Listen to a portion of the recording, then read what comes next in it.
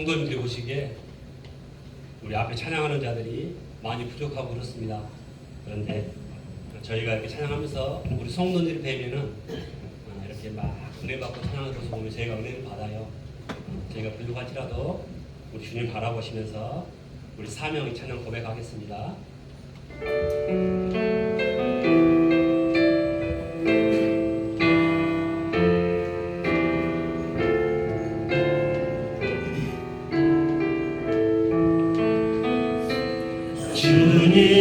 주님이 홀로 가신 그 길 나도 따라가오. 모든 물과 피를 흘리신 그 길을 나도 가오. 험한 산도 나는 괜찮소. 바다 끝이라도 나는 괜찮소. 죽어가는 저들을 위해 나를 버리길 바라오. 아버지 나를 보내주고 아버지 나를 보내주오. 나는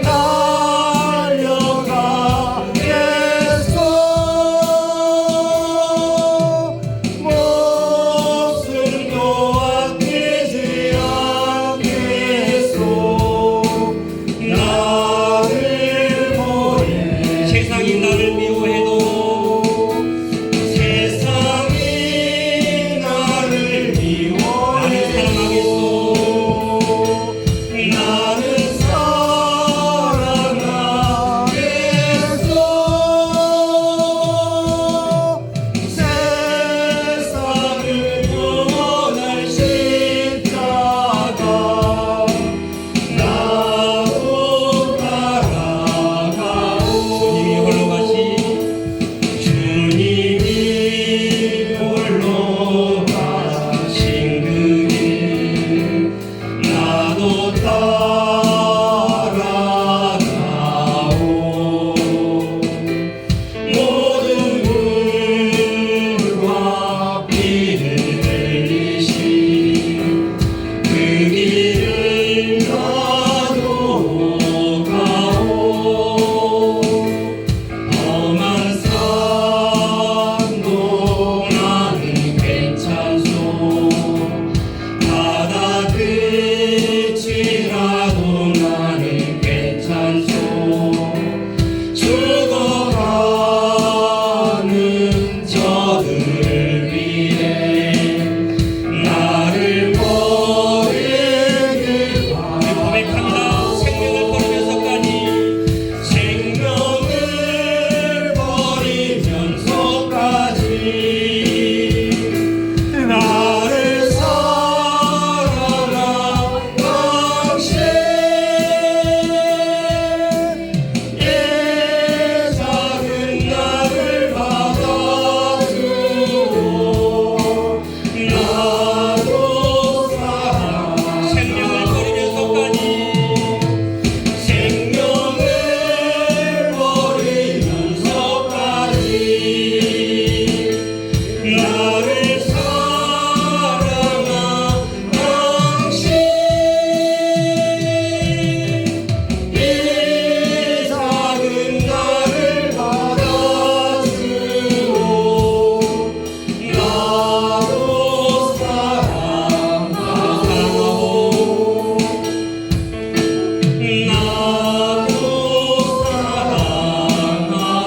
나도 사랑하오.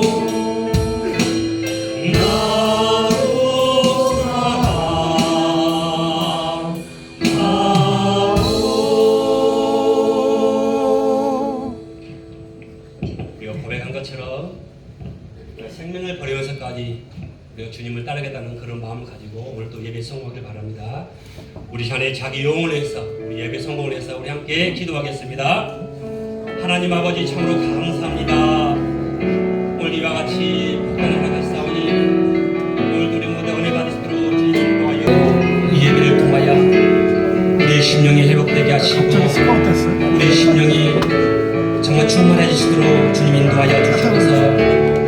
주님이 함께하지 아니하시면 우리가 도무지 이 세상을 이길 수가 없습니다. 오늘도 마음을 다하여 주님 앞에 온전한 예배 드리시도록 주님 인도하여 주시옵소서. 오늘도 함께 하심을 감사드리며 걸어가신 예수 믿고 기도합나이다. 아멘.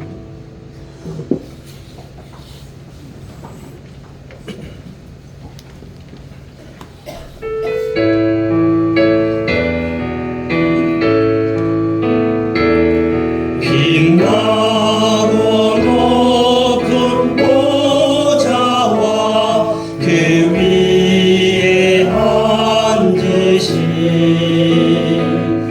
주 예수 얼굴 영광이 해같이 빛나네. 해같이 빛나네. 지극히 높은 위엄과 한없는 자비를 무천사 소리 모아서 늘 찬송 드리네. 늘 찬송 드리네. 영주를 나를 살리려 그 영광 버리고 그 부끄러운 십자가 날 위해 지셨네. 날 위해 지셨네. 나 이제 생명 있음은 주님의 은사요. 저 사망 권세 이기니 큰 기쁨 넘치네. 큰 기쁨 넘치네. 주님의 보좌 있는데 천한 몸이 늘어 그 영광 몸속 배울 때 내 기쁨 넘치니. 내 기쁨 넘치니.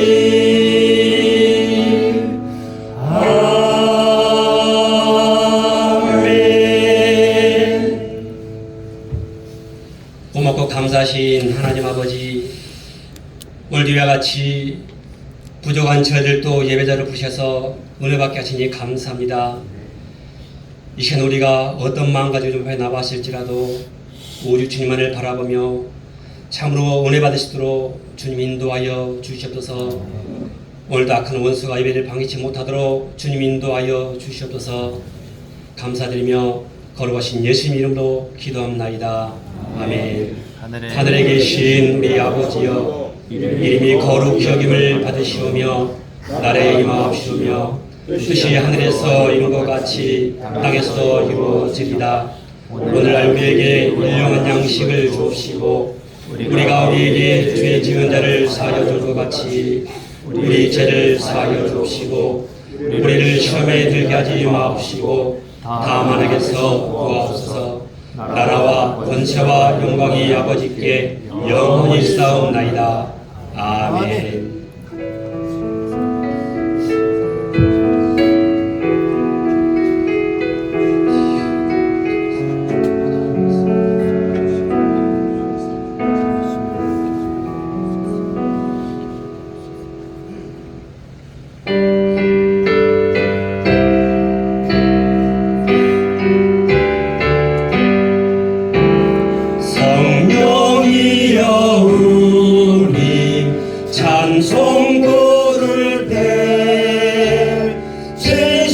힘으로 찬양하게 하소서. 성령이여 우리 기도 드릴 때 우리 곁에 계셔 일러주소서. 성령이여 우리 성경 읽을 때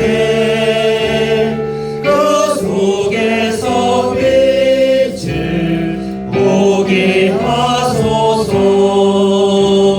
성령이여 우리 전도할 때에 지혜로운 말씀 주시옵소서. 성령이여 우리 겸손해져서 우리 주와 같이 되게 하소서. 아멘.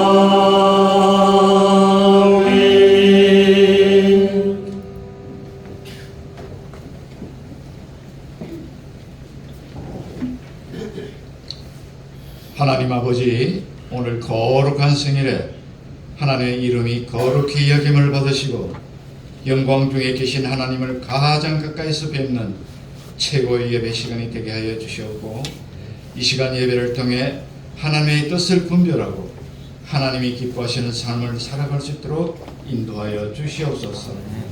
하나님 아버지, 3월은 학생들에게는 입학과 함께 새 학년을 시작하였습니다.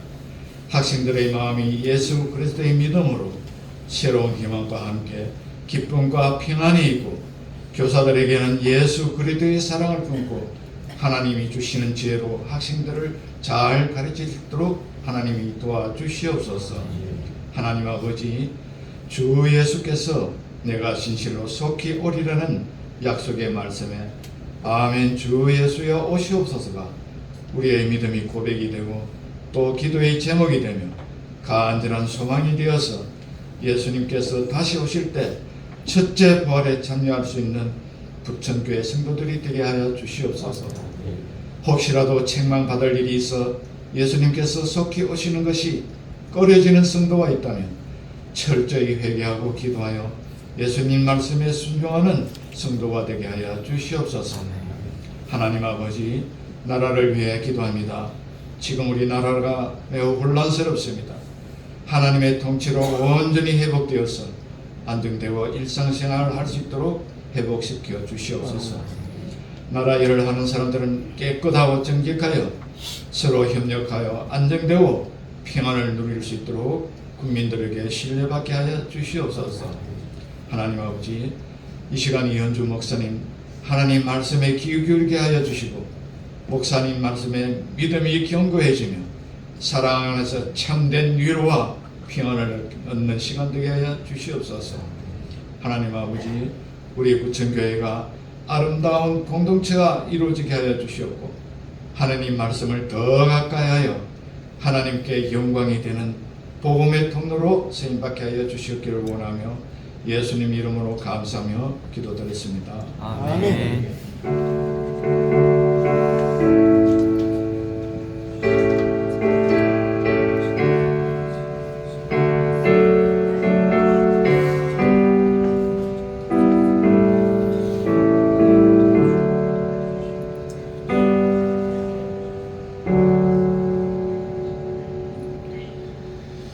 감사합니다. 우리 하나님 말씀 함께 보겠습니다. 하나님의 말씀은 요한복음 4장 21절에서 26절까지 말씀입니다.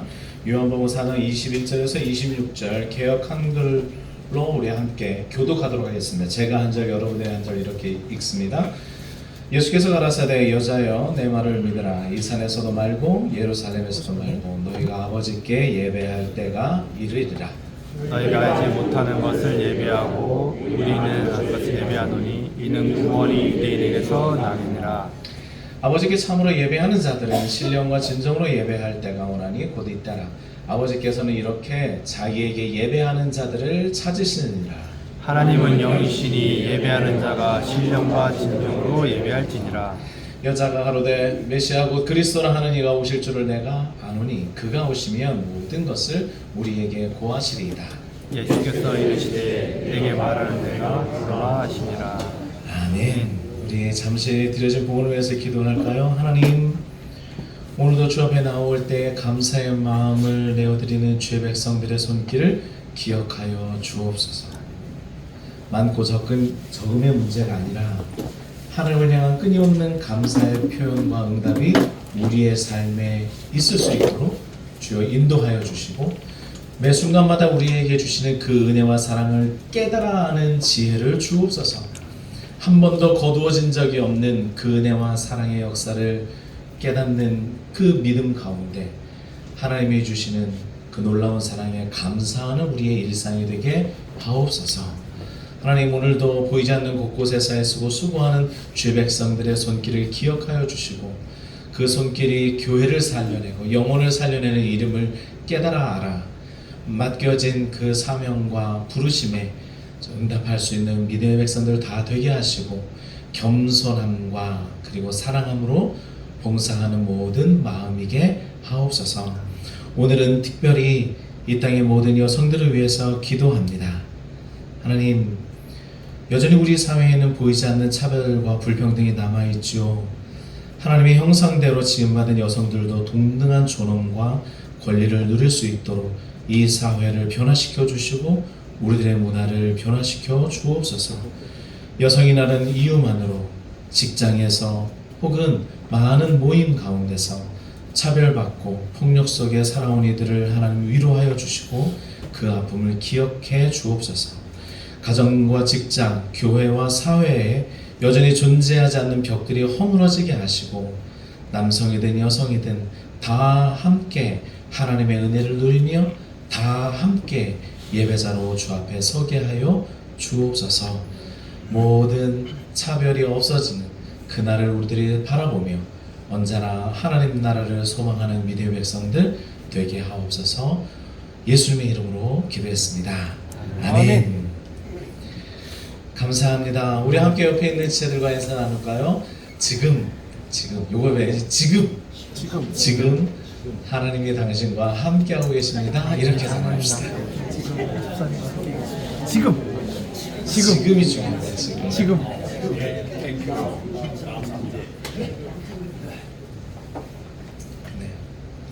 지금 하나님이 여러분들과 함께 계십니다. 아멘. 지금 우리 가운데 와 계신 줄로 믿습니다. 오늘은 임재라고 하는 제목으로 말씀을 나눌 겁니다. 임재라는 단어를 쓰면 하나님께서 뭔가 안개와 같이 쫙 임해가지고 뭔가 우리들이 막 뭔가 뭐 이렇게 막 뽀글뽀글 막 이렇게 올라오는 뭐 이런 걸로 생각하실지 모르겠지만 오늘 드리고자 하는 말씀이 거기에 있지 않습니다. 하긴 오늘 보았던 요한복음 4장에 있는 본문도 그렇게 우리들에게 말하고 있지는 않거든요. 지난주에 우리가 예배를 살펴볼 때 무슨 말씀을 드렸냐면, 예배는 하나님 앞으로 올려드리는 것과 하나님이 우리에게 내려주시는 것이 있다, 이 말씀을 드렸어요. 하나님이 우리들에게 내려주시는 그 은혜와 사랑, 자비, 여기에 우리가 반응해서 기도도 하고 찬양도 하고 그리고 봉헌을 드리기도 하고 희생하고 봉사하는 삶을 살게 됩니다. 이렇게 이제 이야기를 했더니 그 다음에는 어떻게 한 거는 발전이 되냐면, 교회에서 기도가 너무 중요하고 설교도 너무 중요하고 그리고 찬양도 너무 중요하게 된 거예요. 그건 사실 중요하죠. 한 걸음 더 나아가면 설교하는 설교자가 너무 중요하고 찬양하는 찬양팀이 너무 중요하고 기도하는 기도자가 너무 중요하게 된 거예요. 한 걸음 더 나가면 설교하는 사람, 말씀 많이 하는 사람들이 굉장히 높아지는 것처럼 보이고, 찬양을 잘하고 목소리 좋은 사람들이 굉장히 교회에서 존경받고, 목소리 좀 나쁘고 나는 찬양을 잘 못하겠는데 그러면 괜히 주눅 들고, 교회에서 기도 많이 하시는 권사님은 되게 우러러 보이게 되고, 나는 바빠서 이리저리 일상에 치여서 매여서 사는, 나는 참 기도하지 못하는 내 일상이 되게 부끄럽고, 이렇게 간단 말이에요. 그러니까 어느 순간에 누가 사라졌어요? 하나님이 사라져버렸어요. 그것만 남았어요, 교회에. 그러지 말자고 오늘 얘기하는 거예요. 그러지 말자. 혹여나 그렇게 했다라고 한다면 우리들이 조금 반성하고 성찰하고 다시 좀 바꿔가자, 이 얘기를 하는 겁니다. 오늘 요한복음 4장 24절은 이렇게 이야기를 합니다. 예배를 이야기하는 것 가운데 가장 중심되는 구절이죠. 하나님의 영이시니 예배하는 자가 영과 진리 안에서 예배해야 된다. 영과 진리 안에서를 의역하면 온 힘을 다해 진심을 다하여 예배해야 된다라고 말합니다. 왜 그런가? 우리에게 은혜를 베풀어 주시며 우리의 찬송을 받으시는 하나님이 지금 여기 계시기 때문에 그렇습니다. 사역을 넘어서서 평범한 일상 속에도 하나님은 함께하고 계시죠. 근데 어느 순간에 예배가 우리 안에 있는 예배가 하나님은 사라지고 다른 것이 주가 되어져 버렸습니다. 저는 종교개혁자가 저는 그래서 완벽한 종교개혁을 하지 못했다라고 생각합니다. 사람이에요. 왜냐하면 과거에는 사제가 있었어요. 예배를 집전하는 사제. 그래서 사제 중심적으로 다 돌아갔습니다. 종교개혁자 이후에는 많은 분들이 어디로 실수해서 빠지냐면 설교자 중심으로 빠집니다.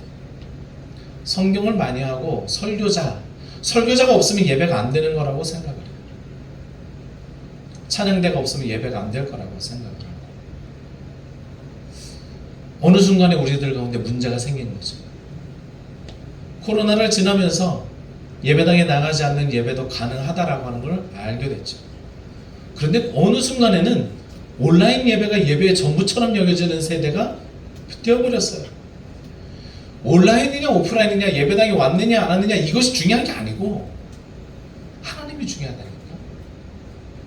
그 하나님이 내게 은혜 주시는 분임을 기억하고 그 하나님과 함께하는 이 모든 것이 중요합니다. 여러분, 성경에는요, 종교적인 모습, 예전과 예식은 갖추었지만 하나님이 없었던 사람들이 등장합니다. 가인의 예배가 그랬죠. 가인의 예배가. 그리고 가룟 유다가 예수님께 입을 맞추는 그 예배의 표현이 예배가 아니었었어요. 사무엘상 15장에 보면 누가 등장하냐? 사울 왕이 등장합니다. 하나님은 사울 왕에게 아말렉을 진멸하라고 명령하죠. 아말렉 사람들 뿐만이 아니라 가축들 모두를 다 죽이라고 명령합니다. 전쟁에서 나가서 승리했습니다. 사울 왕이 승리한 후에 무엇하죠? 전리품을 챙깁니다. 제일 좋은 양과 송아지와 어린 양, 그 밖에 좋은 것들을 모두 남기고 아말렉 사람들이 아각도 남겨둡니다. 없애기를 원치 않았어요. 이때 하나님께서는 사무엘 선지자를 통해서 이제 사울 왕에게 이야기합니다. 뭐라고 이야기하죠? 순종이 제사보다 낫다. 이 말 앞에는 사울 왕이 자기 자신의 이 불순종에 대한 변명을 합니다. 내가 제일 좋은 양과 송아지와 어린 양을 남겨둔 것은 하나님 앞에 제사 드리기 위함.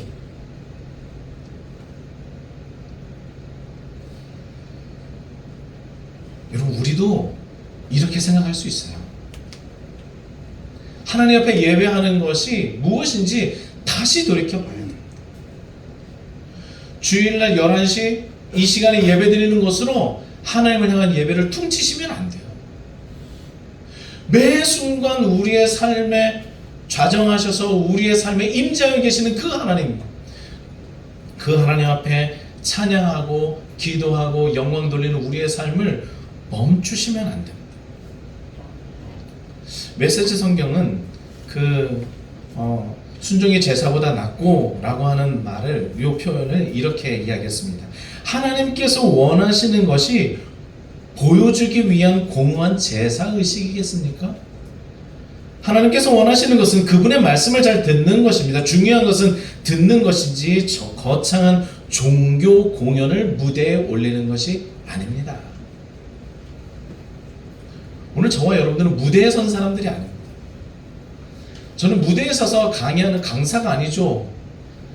하나님 말씀을 여러분들에게 전해드리는 사람이고, 그 말씀을 통해 여러분들이 위로받고 여러분들이 격려받고 여러분들이 다시 다음 한 주간을 이번 한 주간을 살아갈 힘과 용기를 얻기를 바라는 마음입니다.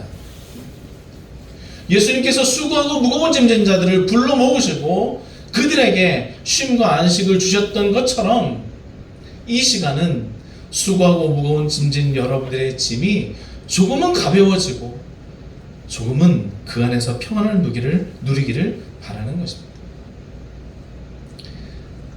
그렇게 의식이 중요한 것이 아니라 하나님이 중요하다고. 하나님, 삼위 하나님, 성부 하나님, 성자 하나님이신 예수 그리스도, 그리고 지금 우리 마음 가운데 와 계신 성령 하나님이 너무 중요하다. 자, 오늘 예수를 만난 한 여인의 이야기를 여러분들에게 들려드릴 겁니다. 이게 요한복음 4장입니다. 사마리아 땅 수가성 여인을 만난 것이죠. 오늘 요한복음 4장에서 수가성 여인과의 대화는 다른 의미가 아니라 예배 가운데 일어나는 일이에요. 예수님을 만난 그 하나님의 임재 가운데 어떤 일이 일어나는가 라고 하는 것을 우리들에게 알려주고 있는 겁니다. 오늘 본문을 볼 때 본문으로 훅 들어가기 전에 아마 본문을 보신 분들은 두 가지 질문이 생길 겁니다. 두 가지 질문 먼저 정리하고 가겠습니다. 첫 번째 질문은 이 산에서의 예배는 뭔가? 예수님께서 이 산에서도 말고 예루살렘에서도 말고 라고 하는 요 의미가 뭔가? 라고 하는 거고요. 두 번째는 왜 많은 사람들이 사마리아 땅을 피해갔는가? 요 두 가지는 우리 간단하게 정리하고 가면 좋겠습니다. 첫 번째, 이 산에서의 예배는 뭔가? 이거는요, 북이스라엘 여로보암의 이야기로 가야 됩니다. 굉장히 오래된 이야기예요. 프레젠테이션 한번 띄워주시겠어요? 여러분, 솔로몬 왕국이 끝나고 나면 이제 이스라엘 백성들은 북쪽 이스라엘과 남쪽 유다로 나뉘어지게 됩니다. 혹시 프레젠테이션이 혹시 있을까요? 제가 오늘 따로 드린 것이 있었는데, 네, 말씀 가운데 보여주시게 되면 같이 보도록 하겠습니다. 솔로몬 왕국 가운데서는 그렇게 이제 나뉘어졌어요. 솔로몬 왕국 이후에는 이제 북쪽의 이스라엘과 남쪽의 유다로 나뉘어졌습니다. 이 나뉘어진 것이 문제였어요. 오늘 지도를 보면 조금 더 편할 텐데요. 제가 보여드리겠습니다. 이 지도가 이렇게 되어 있어요. 북쪽은 이스라엘 왕국, 남쪽은 유다 왕국. 근데 문제가 생겼습니다. 문제가 뭐냐면 솔로몬 성전은 어디에 있었냐? 예루살렘에 있었어요. 예루살렘은 남쪽 유다 왕국에 속해 있었죠. 그러니까 절기가 되고 특별하게 예배를 또 성전에서 제사를 드려야 될 때는 북쪽에 있는 이스라엘 백성들이 어디로 갈까요? 남쪽으로 가야 되는 거예요. 그러니까 북쪽의 이스라엘 왕국의 왕이었던 여로보암 입장에서는 이 상황이 매우 불편한 상황인 거예요. 왜? 때만 되면 백성들이 어디로 가요? 남쪽으로 내려가요. 괜히 남쪽으로 갔다가 좋은 것만 보고 와서 북쪽에 와서 문제를 일으키면 안 되잖아요.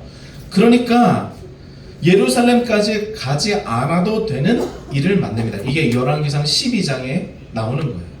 솔로몬 성전을 대신할 금송아지 둘을 만들고 어디에다 두었느냐? 사마리아 성전, 그리심산의 사마리아 성전에 두었어요. 그리고 북쪽 이스라엘 사람은 굳이 예루살렘까지 갈 필요 없이 여기서 예배드리면 된다라고 하는 거였습니다. 그게 세겜 땅이었고, 오늘 본문에 나왔던 예수님과 수가성 여인이 만났던 야곱의 우물이 저 왼쪽 아래에 있고, 그다음에 수가성이 오른쪽에 있습니다. 가까웠죠. 다 한 동네예요.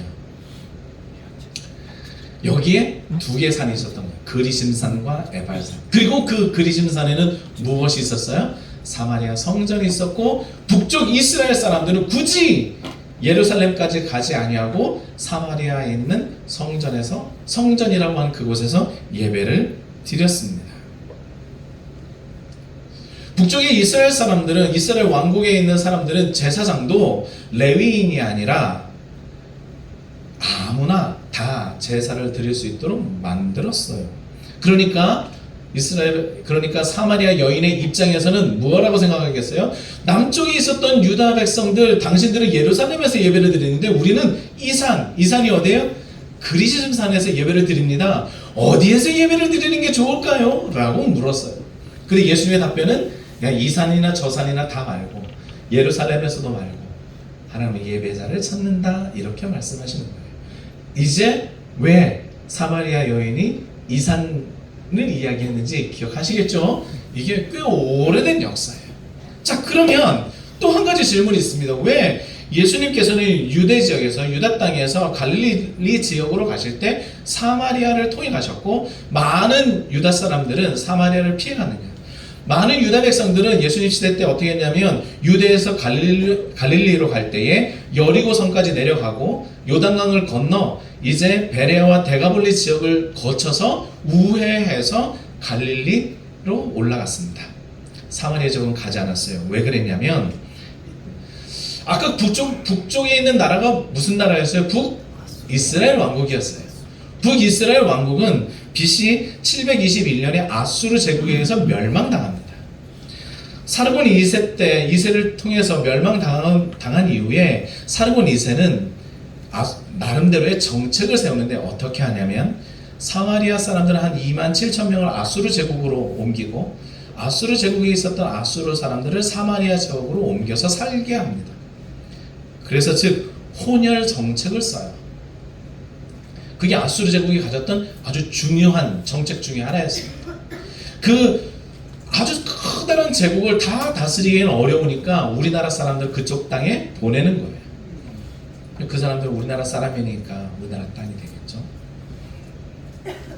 이 정책을 통해서 이제 그 지역 사마리아 지역은 아수르 사람들과 그 다음에 이스라엘 백성들의 혼혈의 사람들이 태어나기 시작을 하고 그러면서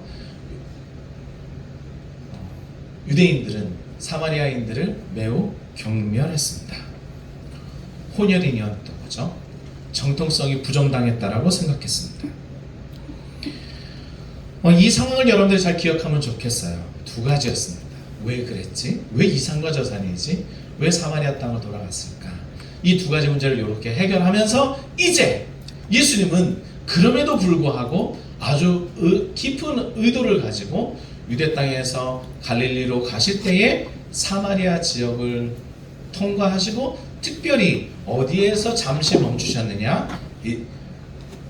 그리심산, 즉 사마리아 성전이 있었던 그 세겜 땅에 잠시 머물고 그리고 누구를 만나느냐? 그 땅에서 가장 연약하고 남편이 5이나 있었던 한 여인, 사람들의 눈을 피해서 대낮에 물을 길러 나온 한 여인을 만납니다. 그리고 그 여인과 함께 이야기를 나누죠. 그러면서 무슨 이야기를 하느냐? 예배에 관련된 이야기를 합니다. 근데 그 예배에 관련된 이야기를 하면서 예수님께서는 두 가지 사마리아 여인의 예배와 유대인들의 예배를 지적하고 그것을 고쳐주시고 수정해 주십니다. 잘못된 예배로서 사마리아 여인의 예배는 하나님의 임재를 알지 못하는 예배였습니다. 진리가 무엇인지, 하나님께서 이 땅에 오시는 것이 무엇이었는지, 메시아가 누군지, 그리고 지금 내 앞에 있는 이분이 누군지 모르는 예배였습니다. 그렇게 진리를 모르고 하나님을 알아보지 못하고 하나님의 삼위 하나님의 임재를 모르면 무엇하게 되느냐? 첫 번째는 장소에 집착하게 됩니다. 외형적인 것에 집착하게 돼요. 이 20절과 21절, 오늘 21절 말씀에 보면 여자여 내 말을 들으라. 이 산에서도 말고 예루살렘에서도 말고. 예수님께서는 어떤 장소가 중요하느냐? 예루살렘으로 가야 되느냐? 성전으로 가야 되느냐? 예배당으로 가야 되느냐? 말아야 되느냐? 이것을 중요하다 생각하지 않으셨어요. 우리도 그렇게 생각합니다. 주일날은 어디에서 예배를 드려야 할까요? 이게 뭐가 나오다가 목사님 그래도 예배당으로 나와야 되는 거 아니에요? 맞아요. 예배당으로 오는 게 좋죠. 그 의미가 있어요. 그건 다음 주에 제가 얘기할 거예요. 예배당으로 왜 또 나와서 우리가 함께 예배해야 되느냐라고 하는 건 다음 주에 예배할 겁니다. 그거 다 얘기하면 시간이 길어지니까. 여튼 우리에게 중요한 것은 무엇이냐면 예배당에 오느냐 안 오느냐가 중요한 게 아니고 우리의 삶 가운데 우리의 예배 가운데 하나님이 계시느냐 안 계시느냐가 더 중요한 거예요. 하나님이 계시느냐 안 계시느냐를 따지지 않으니 무엇을 따지기 시작하냐면 사람들은 외형을 중요하게 생각하고 장소를 중요하게 생각하고 외형을 지킴으로써 본질을 지킨다라고 생각을 해요. 11시에 나와서 찬양하고 이 예배 시간, 이 공간에 있기만 하면 나의 예배가 다 되었다라고 생각하는 거죠. 외형과 순서를 지키면 하나님은 나의 예배를 받으실 것이라고 생각합니다. 그러나 하나님은 어떤 분입니까? 하나님은 온 만물 가운데 충만히 거하시는 하나님. 하나님은 주일날 예배당에 거하시는 하나님이 아니라 하나님은 모든 날 모든 순간 우리 곁에서 우리와 함께 계시는 하나님이에요. 이 진실을, 이 진리를 이해하지 못하니 자꾸 주일날 예배당 안에서 드려지는 것만 예배라고 생각하는 거죠. 월요일은 예배 못 드립니까? 화요일은 예배를 드릴 수 없나요? 수요일날 예배 드리면 어디로 가는 겁니까? 목요일날은 왜 예배 드리지 않죠? 여러분, 저도 예전에 그렇게 생각했었어요. 그래도 주일날 목숨 걸고 주일날 나가야지. 제가 첫째 아이를 낳고 저희 집 사람이 아이를 낳은 지 일주일 안에서 그 아이를 다 싸 안고 주일날 예배했습니다. 저희가 어땠는지 아시겠죠? 자, 아직도 나는 정말 주의를 지키지 않는다는 게 이건 이해가 잘 안 됐던 사람이에요. 그런데 제가 군에서 10년 동안 구생활했거든요. 그럼 군대에서는 뭘 했냐면 당직 근무라는 걸 썼어요. 그럼 주일날에도 당직 근무가 돌아올까요? 안 돌아올까요? 돌아오죠. 주일에 당직 근무가 돌아옵니다.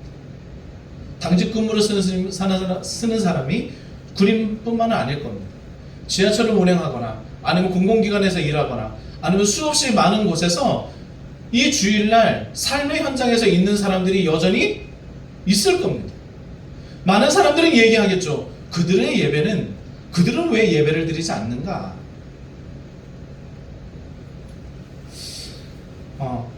제가 선교지에 가서 교회에 대한 생각을 아주 많이 바꿨는데, 선교지에 가면 언제 예배를 드리는가?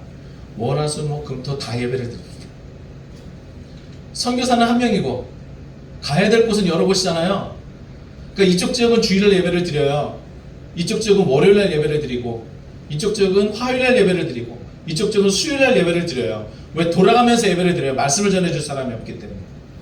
그런데 거기 그 지역에 사는 사람은 화요일날 예배 드리는 게 일주일에 한 번 예배 드리는 그게 전부예요. 그러면 그들의 예배는 주일에서 비껴갔으니 예배가 아닌 겁니까?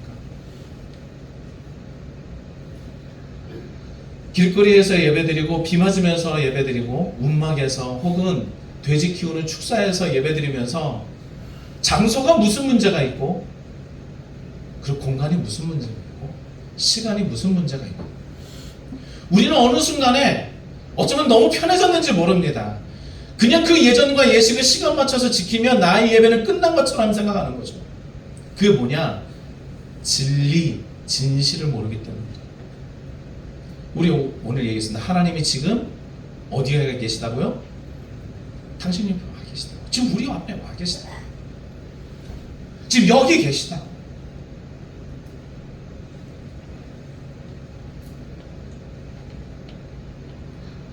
그럼 우리는 지금 무엇을 찾고 있습니까?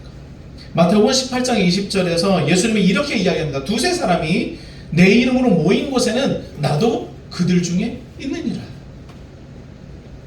저와 여러분들이 예수 이름으로 모인 바로 지금 이곳에 우리 주님이 와 계신단 말이죠. 그럼 우리 주님이 와 계시면 나의 마음이 어떠해야 할까요? 내 생각과 내 정신과 내 표정과 나의 태도가 어떻게 해야 할까요? 정말 살아계신 하나님이 지금 내 곁에 계신다면 나는 무엇 해야 할까요? 그 하나님의 충만한 임재를 알지 못하기 때문에 사람들은 장소에 집착하고 외형에 가치를 둡니다. 또 하나 25절에 보면 메시아 곧 그리스도라 하는 이가 오실 줄을 압니다. 당시의 사람들은 메시아와 그리스도가 하나님, 삼위 하나님이신 줄을 생각하지 못했어요. 그냥 한 사람인 것처럼 생각했어요. 말씀을 가르쳐주는 사람, 그냥 좋은 사람, 성경을 가르쳐주는 사람, 누군가 그 선지자가 올 거다. 선지자가.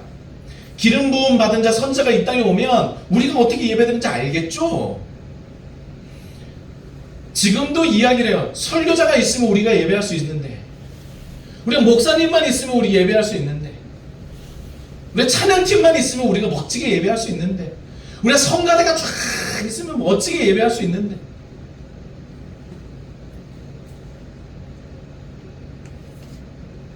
하나님이 지금 이 자리에 충만히 임재하고 계시고, 그 하나님은 우리들에게 무엇을 구하느냐, 무엇을 우리들에게 바라느냐, 다른 거 바라지 않거든요.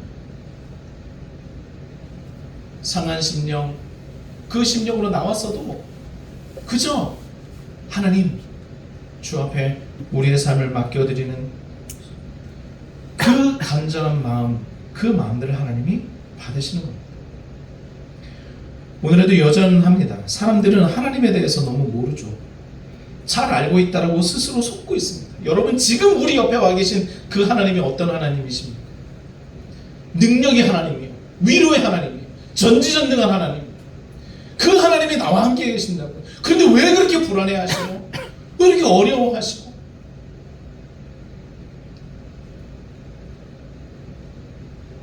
그 하나님이 나를 보면서 과연 어떠실까 생각해 보셨느냐 말이죠. 하나님을 향한 예배를 떠올리면서도 그분의 임재보다는 다른 부수적인 것들을 생각하는 사람들이 많습니다. 예배의 환경과 조건에 따라 어떨 때는 예배드림이 불가하다라고 생각하는 사람도 많습니다.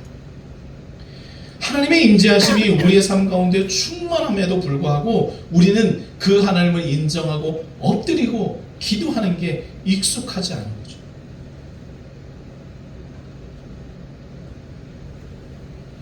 저는 하나님의 오세상 가운데 충만히 거하시고 지금 내 옆에 와 계시는 그 하나님을 깨달아 아시기 바랍니다.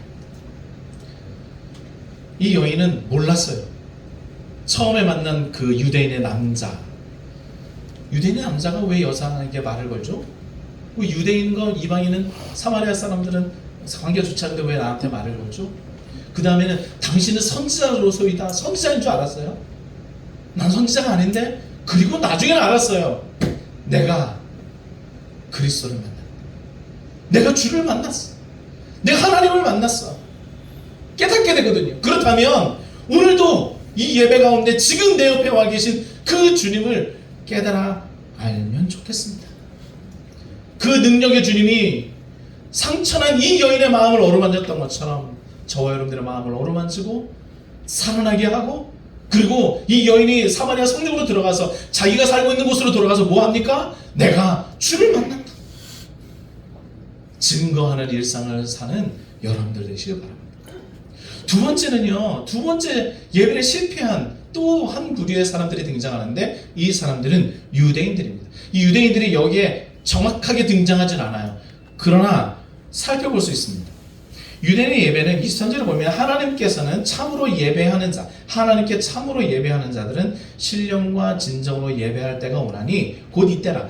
아버지께서는 이렇게 자기에게 예배하는 자들을 뭐한다? 참는다. 사마리아 여인 입장에서는 유대인들의 예배가 참으로 좋은 예배, 참된 예배인 줄로 생각했을 거예요. 왜? 그들은 예루살렘 성전에서, 그리고 그들은 그래도 아브라함 자손이라고 부르고 나름대로 그래도 말씀을 들으면서 살아가는 그 사람들, 말씀을 해석해주는 서기관과 바리새인들이 있었고, 그들은 그래도 예배에 많은 외형을 잘 갖춰져 있는 그들의 모습이 사마리아 여인 입장에서는 그냥 그리심산에서 대충 예배드리는 것보다 훨씬 더 좋아 보였겠죠. 그러나 예수님은 이야기합니다. 그들의 예배가 정말 참으로 진실된 예배였을까? 아니다. 하나님의 임재를 알면서도 진심을 다하지 않는 예배자들이 있다라고 하는 겁니다. 유대인의 예배는 공허한 예배입니다. 예배의 대상에 대해서는 알지만 진심이 결여된 예배입니다. 예식은 있어도 하나님의 영이 충만하지 않는 예배였습니다.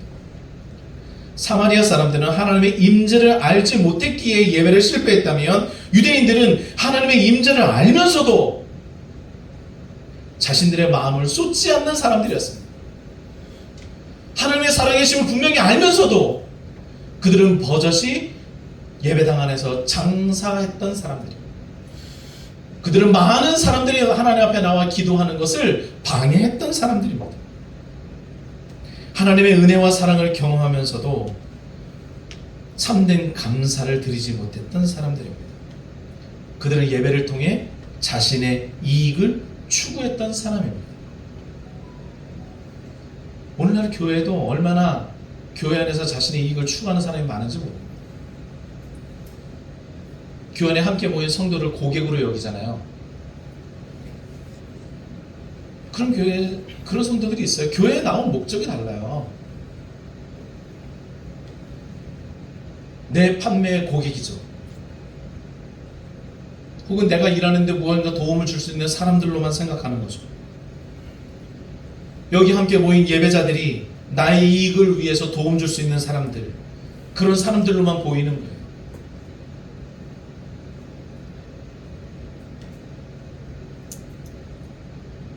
예배는 하나님의 임재 속에서 하나님의 손길을 따라 하나님 앞에 나 자신을 내어드리는 겁니다. 예수님, 우리 주님이 우리 옆에 와 계시잖아요. 오늘 이 여인이 예수님 앞에 자기 자신의 모든 것을 다 내어놓습니다. 네 남편이 몇이냐? 남편 없는데요. 응? 맞지? 네 남편 그 5명 응? 네 남편 다 아니지. 너의 삶이 그렇지. 너의 삶이 그렇게 약하고 어렵고 부족하고 낙심되고 그러하지. 그런데 그 상한 갈대와 꺼져가는 심지와 같은 그 여인의 마음을 예수님은 보듬어 주시고, 그 연약함이 예수님의 손길에 들려 올려졌을 때, 또 그 마음에 함께 했을 때,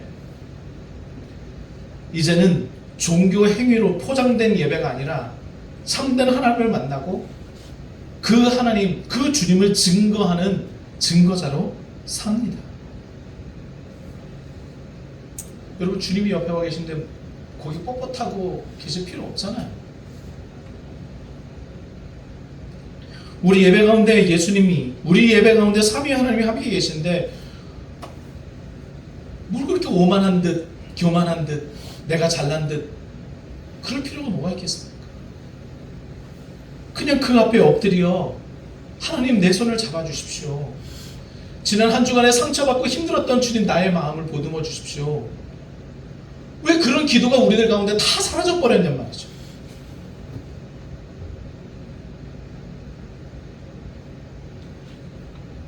솔직한 나의 연약함을 주 앞에 맡기는 것, 이젠 그런 것조차 하지 못하는 우리의 예배가 과연 하나님이 받으실 만한 예배인가? 하나님은 우리에게 긍휼과 은혜를 베풀어 주시고자 준비하셨는데 우리는 그 긍휼과 은혜가 필요 없다, 구하지 않는 것이 아닌가? 그 하나님을 향한 진정성과 갈망함이 사라지면 우리의 예배는 실패할 수밖에 없습니다. 성경에서 말하듯이 예배는 절하는 것, 손을 드는 것, 노래하는 것, 설교하고 봉사하고 헌신하는 것이 있습니다. 그런데 이 모든 것을 헛된 것으로 만들 수 있는데 그것은 우리의 마음이, 또 우리의 마음 속에 하나님을 지워내는 그 순간 우리가 하는 찬양, 우리가 하는 예배의 모든 모습이 다 헛것이 될 수 있습니다. 여러분, 정부가 하는 사회복지와 교회가 연약한 자를 돕는 것이 무엇이 다른지 아십니까? 하나님의 마음이 다릅니다. 하나님의 마음으로 누군가를 돌보는 것은 교회와 예배자만 할 수 있는 겁니다. 하나님의 마음으로 누군가를 섬기는 것, 하나님의 마음으로 노래하는 것, 하나님의 마음으로 봉사하는 것, 하나님의 마음으로 헌신하는 것, 하나님의 마음으로 희생하는 것, 하나님의 마음으로 사랑하는 것은 예배자만 할 수 있는 겁니다.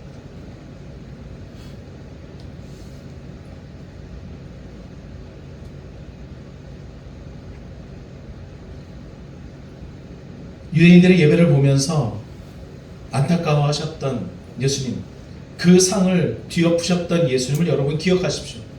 오늘도 우리 예배 가운데 오셔서 우리의 상을 엎지는 않으실까 두려워하는 마음으로 주 앞에 서시고 그 하나님 앞에 참되게 예배하는 저와 여러분들이 되었으면 좋겠습니다.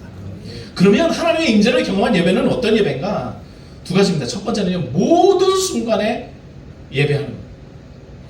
오늘 지금 이 순간 하나님은 이곳에 계십니다. 그것도 살아계시죠. 그 하나님 앞에 엎드리지 않으시겠습니까? 우리에게 여전히 그 은혜를 베푸시는 그 하나님 앞에 사랑한다 고백하지 않으시겠습니까?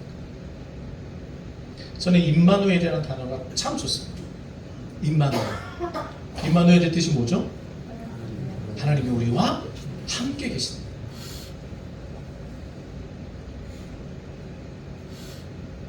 하나님이 우리와 함께 계신다.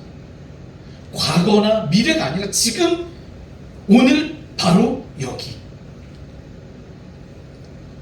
때로는 아이들과 북적대기도 하고, 때로는 어른들을 모시고 살아가고, 거래처를 만나고 운전을 하고, 새벽을 달리고, 학교에 가고, 시험을 치르고, 밤을 지새며 일하기도 하고, 밤을 지새며 공부하기도 하고,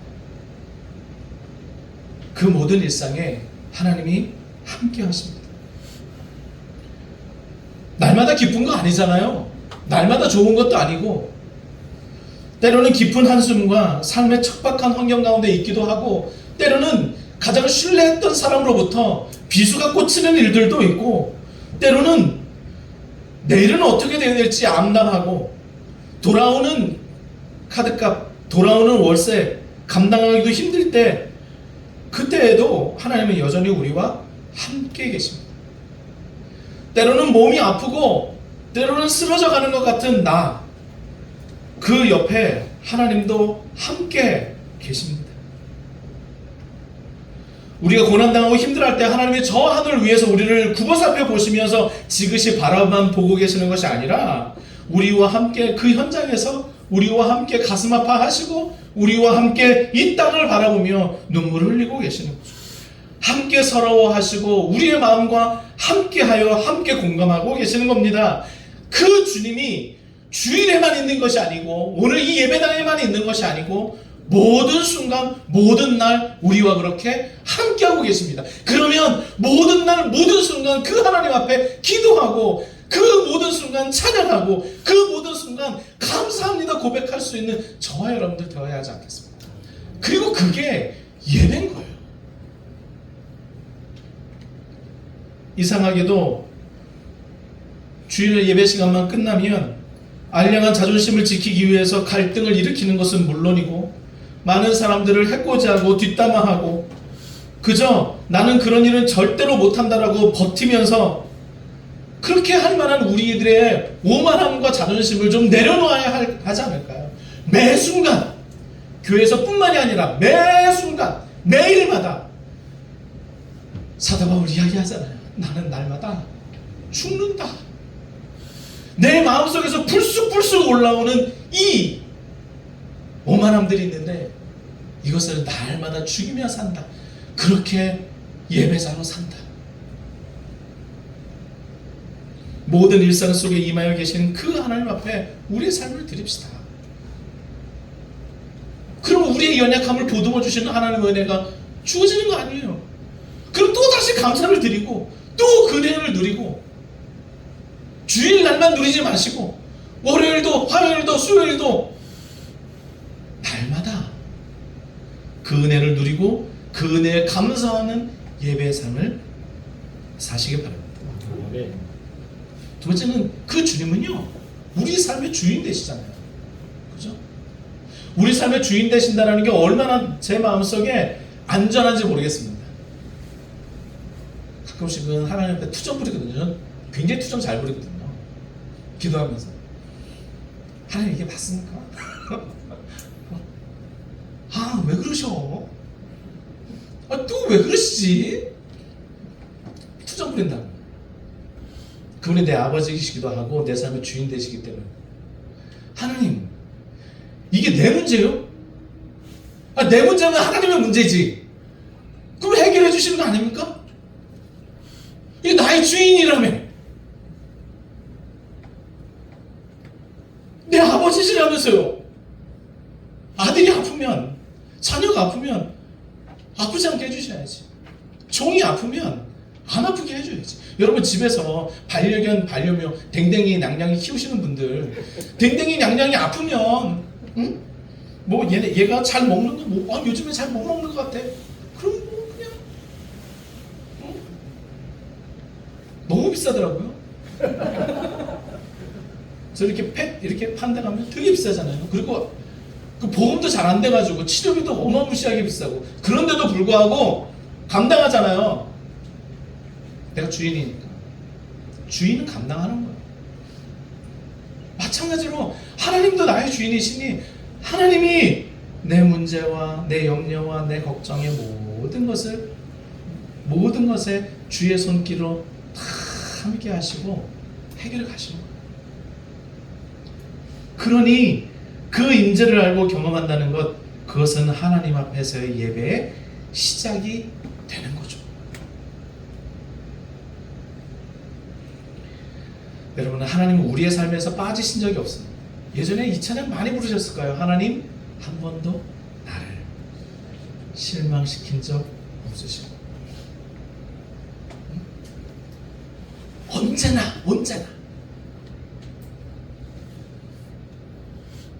그러면서 오신실하신 주 찬양하셨잖아요. 지금도 그렇다고요. 지금도. 그때만 그랬던 것이 아니라 지금도.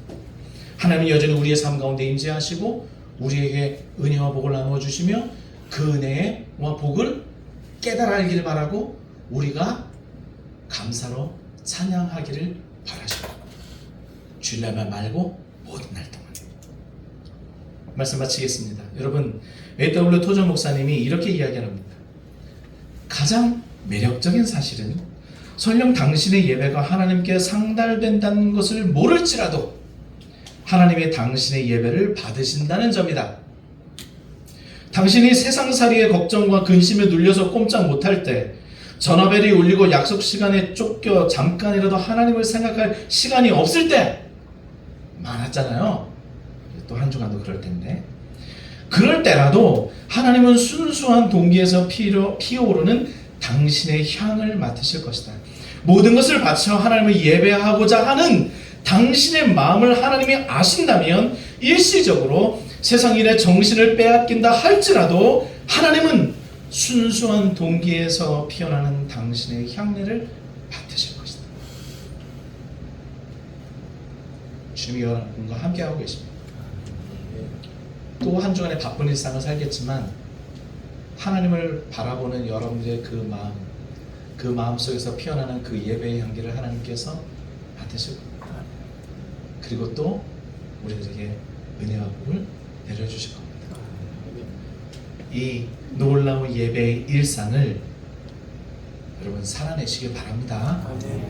주일날 하루가 아니라, 규칙이 아니라 그저 흥얼흥얼거리는 노래 가운데서도 하나님의 예배 받으신다는 것 잊지 않으시기 바랍니다. 아멘. 설거지가 이만큼 쌓였어. 아이고 이놈 자식들, 먹었으면 좀 치우지. 그런 분노와 이야기가 쑥 올라올 때 꾹 한숨 하시면서 주의 은혜로 할 일이 남았네, 내게 강같은 평화 노래하시면서 그 깨끗하게 씻겨져가는 그릇을 보면서 내 마음도 이렇게 씻겨주시길 하나님 앞에 기도하면서 그 순간도 내게 은혜의 순간으로 바꿔가는 모든 일상 되시기를 주의 이름으로 축복합니다. 우리 함께 찬양할까요?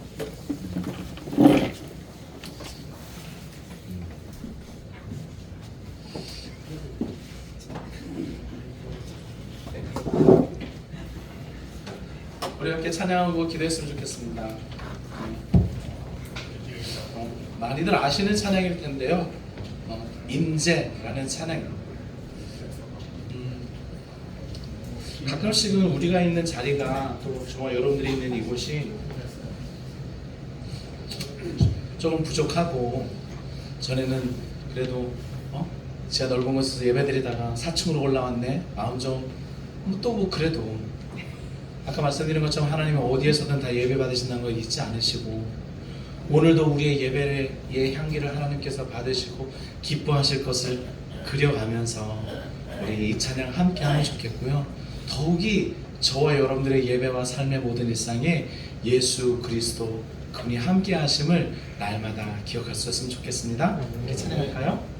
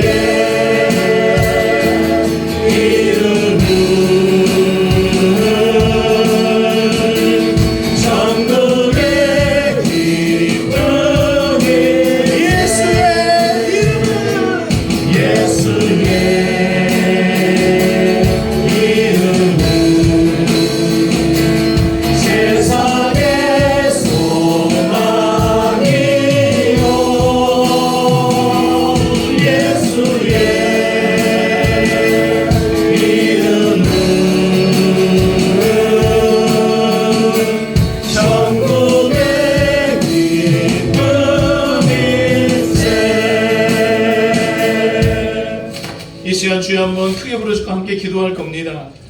우리의 기도가 하나님이 받으실 만한 아름다운 향기가 되기를 함께 기도합시다.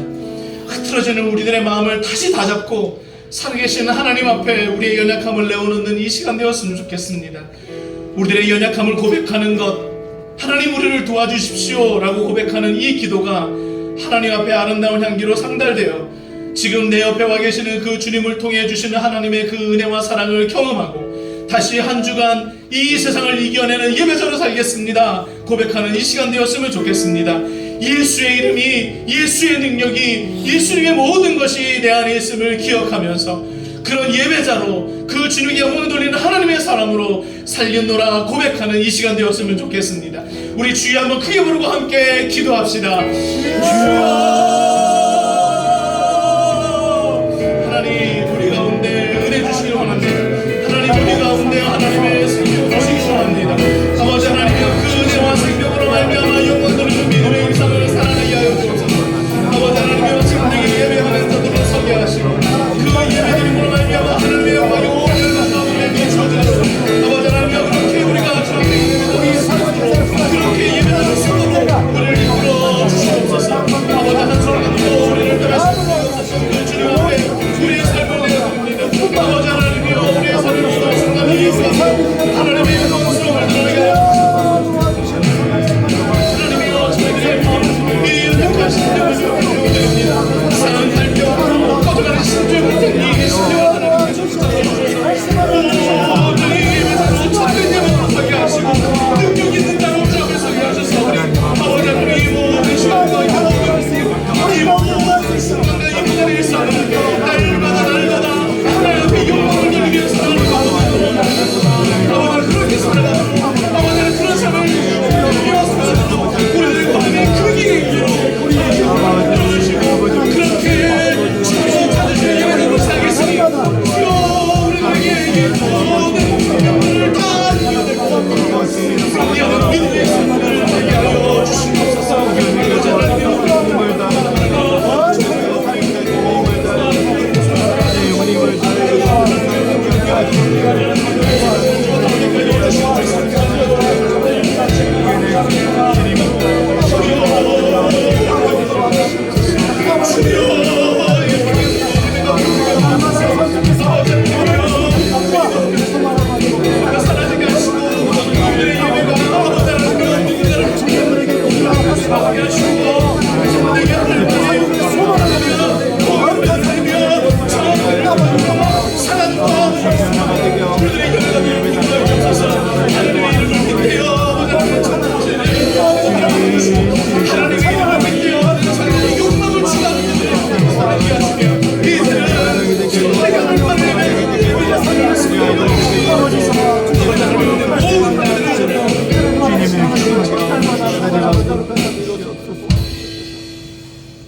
하나님, 이 땅의 예배가 이토록 무너질 수 있었겠습니까? 주님, 너무 마음이 아픕니다. 예배라는 이름을 걸었으나 남을 헐뜯고 미워하고 갈라지고 욕하고 이것을 예배라고 부르는 이 땅에 많은 교회들을 하나님 불쌍히 여겨 주옵소서. 오히려 사랑과 은혜가 솟아나고 하나님의 공평과 정의로운 하수가 흐르는 우리들의 그 예배, 하나님이 원하시는 예배가 다시 살아날 수 있도록 인도하여 주시고 여전히 온 땅을 바라보며 참된 예배자를 찾으시는 하나님의 마음을 깨달아라. 주여, 당신의 예배자가 여기 있습니다 고백하는 믿음의 사람들을 다 되게 하여 주시옵소서. 혹여 우리의 일상 가운데 무너진 일상의 예배가 있습니까? 회복할 수 있도록 도와주시고 주의 장막이 우리들의 일상을 덮어 하나님의 영광스러움을 날마다 드러내는 우리의 모든 날들이 되도록 하나님 도와주시옵소서. 혹여 바쁜 일상에 쫓겨 우리들의 마음이 주를 향하지 못할 때라도 주여 우리들의 연약한 마음을 긍휼히 여기시고 바라보신 하나님이 우리의 모든 날들을 받으시는 줄을 믿으니 주님 우리가 영원토록 동행하시고 끝내 승리를 이룰 수 있도록 우리들을 인도하여 주옵소서. 연약한 한 여인이 주님을 만나 참된 예배자로 바뀌고 나아가 주 예수 그리스도를 증거하는 일상을 살았던 것처럼 우리도 이 한 주간 그리 살게 하여 주옵소서. 우리의 모든 날들, 우리의 모든 생각들을 지키시는 하나님 앞에 감사드리며 오늘도 우리의 예배를 기뻐 받으신 하나님 앞에 영광 돌리면서 삶의 주관자요 예배의 모든 것 되시는 우리 구주 예수 그리스도 이름으로 기도했습니다. 아멘.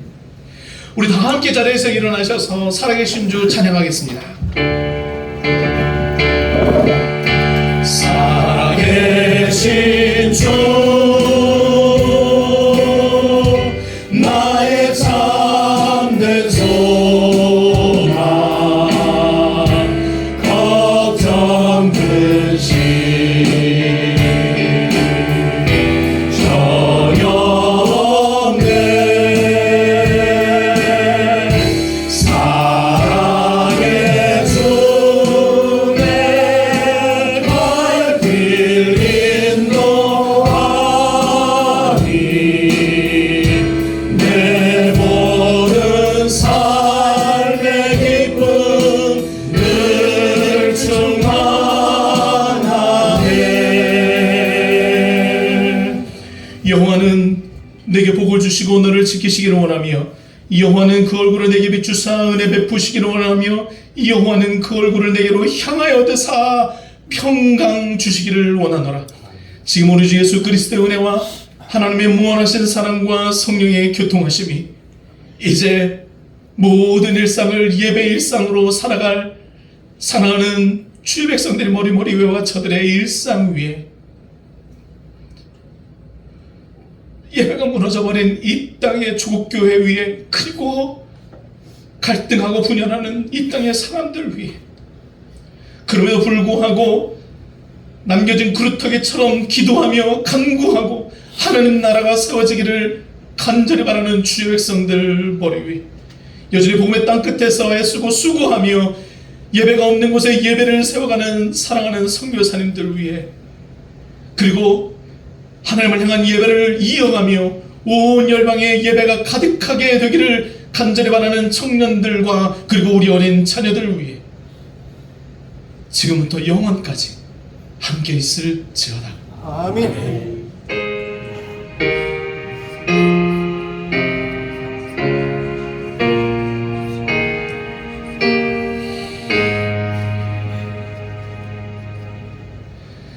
감사합니다. 하나님께 박수를 보내드리겠습니다. 자리에 앉으시기 바랍니다.